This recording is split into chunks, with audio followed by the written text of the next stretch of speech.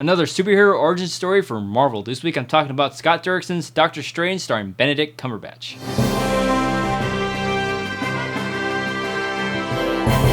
Dr. Stephen Strange is an egotistical but renowned neurosurgeon. However, everything changes when a car accident limits the use of his hands. Desperate to get his old life back, Strange turns to Eastern methods to heal himself, only to get caught in the middle of an ancient battle between mystical forces. With a sizable list of successful movies in Marvel's filmography, Doctor Strange was a film I was looking forward to seeing, and coming out of it, I had a pretty good time. There's a lot to like about this film, one of which being the casting. If there's one thing Marvel's doing very well, is casting quality actors for their characters. Benedict Cumberbatch fits almost perfectly into this universe. He's able to balance the serious and humorous tones like all the other heroes in the MCU. I don't know much about Doctor Strange from the comic books, but I do like this take on the character in this film. Supporting cast members have solid performances as well. Chiwetel Ejiofor and Rachel McAdams both have very good chemistry with Benedict Cumberbatch, but it's Tilda Swinton that has the stand-up performance for me. It is a little disappointing that an actor wasn't cast that was more accurate to the character in the comics, but when you get a performance like Swinton gave, it's kind of hard to argue with the decision. I was pleasantly surprised by the action as well. I was fully expecting a little bit more spells and energy beams and stuff like that, but there's a lot of hand-to-hand combat with the magic putting a fun spin on the action.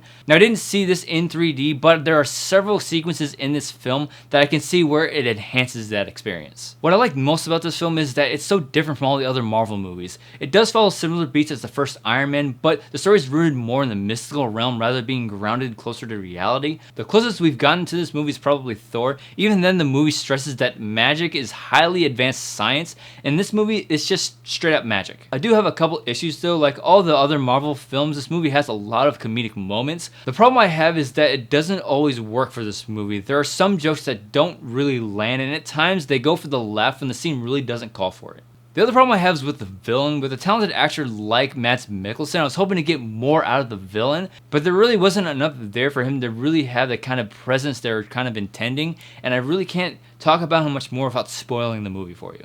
I don't think I've ever seen a split in the reviews like this before. Doctor Strange got a 90% on Rotten Tomatoes, but in contrast to that, it got a 72 on Metacritic. Though these scores suggest an overall positive reaction to the film, I find it strange, pun intended, to read comments like, people ask nothing more for their money than a lot of nerve-scrambling, computerized special effects might get through Doctor Strange. Another in a long line of lengthy, stupid, and unbearable Marvel Studios comic books on film with minimal brain damage. Everyone's entitled to their own opinion, but I actually enjoyed seeing a similar story arc to Tony Stark, and I would argue that Strange progresses further along than Tony does in comparison to his old life at the end of the film. As far as the visuals go, I applaud Marvel for taking us on such a mind-bending experience because it opens up the world to new and exciting possibilities. In the YouTube space, almost everyone shares this view. Everyone that I've watched agrees that the visuals in this movie are insane. One thing that I would like to talk about is a point brought up by Superhero News. Just imagining the amount of time and creative ability that went into making these sequences is just staggering. If you ever attempt to try and pull off any kind of visual effect, you know it's not as simple as just pushing a button.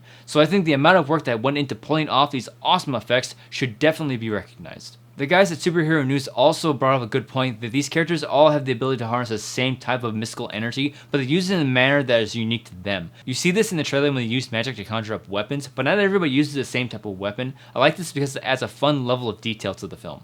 But what I gathered from the YouTubers is that if you're familiar with the source material, you're going to have a better appreciation for this film. If you're more of a casual moviegoer, you'll still have fun with this film, but I think you'll love it even more if you're a Doctor Strange fan. No surprises, Doctor Strange came in first this weekend at the box office, taking in $84 million, topping Trolls and Hacksaw Ridge. Now, the movie didn't quite reach the opening numbers like Guardians of the Galaxy did with $94 million, but it did top Ant-Man's opening weekend number at $57 million. It is a pleasant surprise because all three of these movies dealt with an unknown property, and if Doctor Strange has a similar track as Guardians of the Galaxy did, which made over $300 million domestically, I think it's safe to assume that Marvel has another successful movie to put on the shelf. Bottom line, Doctor Strange isn't the best MCU film, but what it does for me is get me excited for the future of Marvel. This movie opens the universe to a whole new realm of possibilities, and I can't wait to see how Strange is going to fit into Infinity War. So now it's your turn to get in on the conversation. If you contributed the $84 million opening for Doctor Strange this weekend, I want to know what you thought of it. Go ahead and chat away in the comment section below. Don't forget to like, subscribe, and share this video, and also consider following me on social media. As always, thank you so much for watching. If you like this, you can click right here and see more videos. Bye, Andrew.